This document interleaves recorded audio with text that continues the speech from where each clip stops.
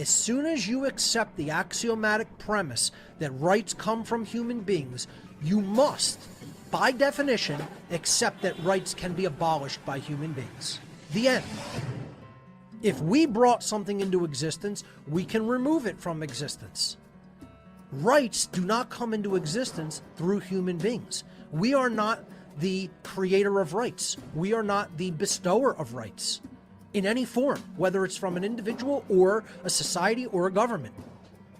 And when we ask people where rights come from, only a handful of people actually really got the correct answer and said rights come from creation, nature, God, whatever you want to call it, the laws of nature. Doesn't matter how you verbalize it, the word or label is meaningless.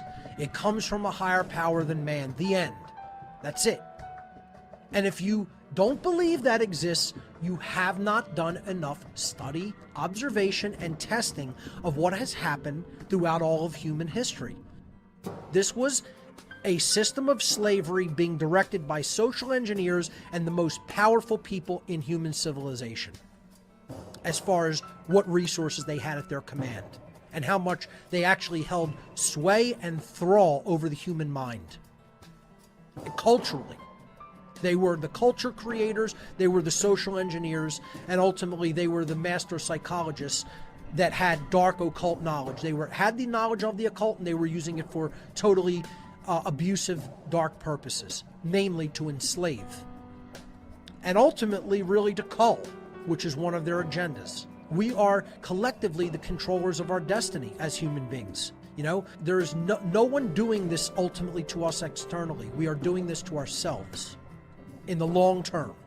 Okay, you could talk about manipulation, you could talk about things trying to be pushed one way or another, but ultimately our will ultimately directs it. What will we do? It's not about speculation and just thinking. It's not about intention. It's about behavior. You know, we're going to be judged not on what we thought, what we intended, okay, how we emoted, what our emotions were. We will judge ourselves and our own progress and evolutionary development based on what we did, what our actions were. That's what ultimate value is going to come down to, what we did or did not do. And right now, we're falling into the divide and conquer strategy of the social engineers. And we have to get out of that mindset of us versus them. Yeah, there is people who believe in order following, you know, and they have to get out of that mindset. We can't keep taking this idea of we're just going to be fighting each other. That's what the social engineers want. They don't want us uniting and understanding the occult principles they're operating on and ultimately overturning their mind control, not falling for it anymore. That's the last thing they want. Is it possible? Yes, it's still possible. Is it likely? Not based on how humanity's going. We're not exerting our will to understand what we need to understand, to learn what we need to learn, and ultimately to stop buying into dialectics, because that's exactly what they want. They want slaves fighting each other instead of understanding how the slaves are being manipulated to stay in slavery by what they are conditioned to believe is necessary, is somehow moral, when in fact it's violent, coercive, and creating more slavery. And now we're in an era of censorship of information and words and the communication of ideas. That's how crazy the slaves have gone, believing that their masters have a right to rule them, that they actually want to take information like this away from people so that it can never reach their eyes and ears and they can never understand that they're slaves. You know, that's how bad things have gotten. I mean, if you believe that, you never go in search of what the truth is about what's happening within yourself or external to yourself. And you're sunk from the beginning. You know, it's a total sabotage from the very beginning, solipsism. That's why I called it the biggest lie. You know, but guess what? This is where most people are at today. They've been conditioned by the social engineers to say, my emotions matter more than facts.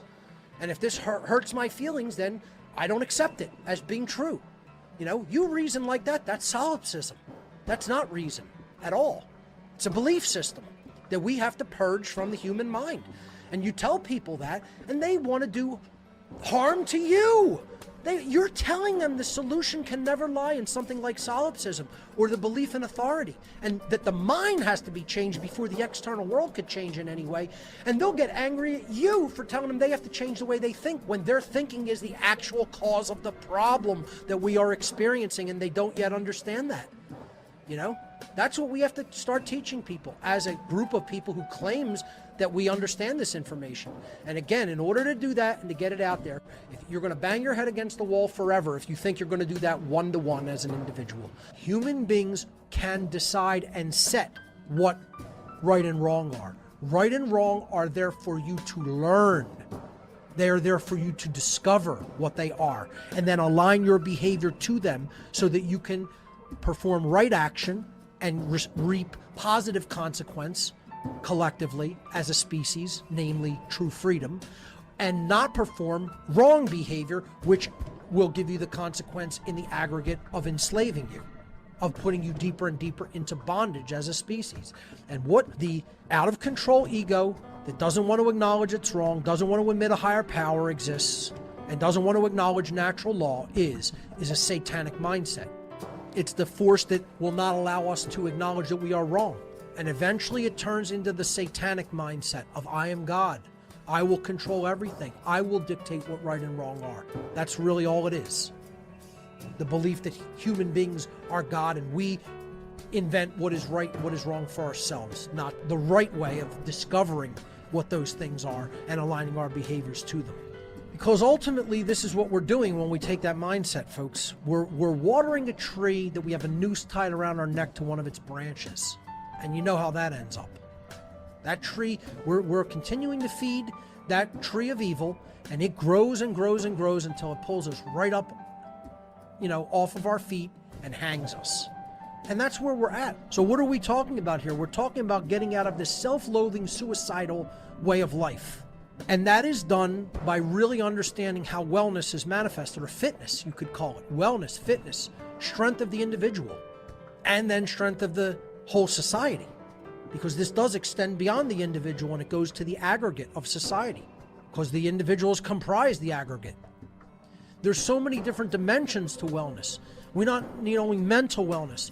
We need emotional wellness, physical wellness, intellectual wellness, financial wellness, social wellness, secureness in what we do, what we choose to do, occupationally, environmental wellness, and most of all, the thing that underlies them all, spiritual wellness. Why are we in this position, this suicidal, killing ourselves position by what we believe and what we are attached to and refuse to let go of, and we are watering that thing and making it grow and grow and grow, instead of cutting it off and saying, no, I'm not going to do this anymore. Where does that come from? It comes from ultimately deep-seated self-loathing psychologically. But ultimately, where does that come from, folks? It comes from being cut off from true spirituality. And being cut off from true spirituality comes from a mindset that spirit either doesn't exist or is meaningless, or that we have no true connection to it or no method of connecting to it. Everybody is allowing themselves to be enslaved because they fear death. But slavery is worse than death. This is where the idea of freedom or death. It's not a matter of should we just survive. Just physical survival without freedom is a prison. It's torture. It's worse than dying. It's worse than ceasing to physically exist, because the spirit is what's being killed and tortured. And that's where we're at as a species, where we're at a point where our species is at spiritual torture because we're not free. Okay? And the beginning of that process of allowing ourselves to be enslaved in that way is the fear of death, because we've bought into the notion that the physical is all there is, that there is no such thing as spiritual, and we're in existential crisis of believing that physical death is the cessation of all consciousness and spirit. And it's just not true. And you have to lose that existential fear to actually gain the courage to really do what's necessary to become free. And most people don't have that courage, unfortunately. I'm not saying none do, but way more don't have it than do have that level of courage. That's why only 3% of the inhabitants actually fought in the Revolutionary War. Most other people are just too cowardly to say, I'll put my physical life on the line because living as a slave is far worse than dying. And that's how I feel about the whole construct that we're living in, the experience. You know, the whole idea is the experience is what is important. It's to be learned from, you know, not to be attached to. Most people have attachment to physical life instead of looking at the experience as something to learn and grow from. But in order to do that, we have to have the possibilities available unto us that freedom allows.